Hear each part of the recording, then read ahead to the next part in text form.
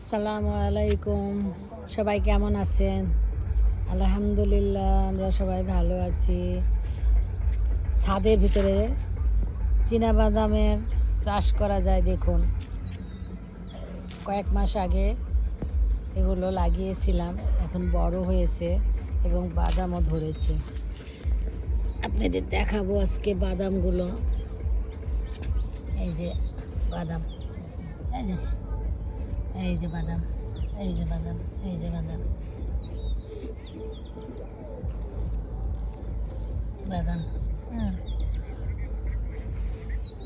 এভাবে আবার ঢেকে দিলাম। সব প্রতিটা গাছেই এই যে বাদাম আছে। এই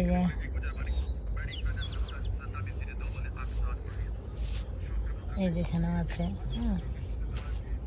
এই দেখেন, এটা বাদাম নিচে আছে। আর কিছুদিন পর এই গাছগুলো উঠাবো, পরে আপনাদের ভিডিওগুলো সম্পূর্ণ দেখাবো। সঙ্গে থাকুন।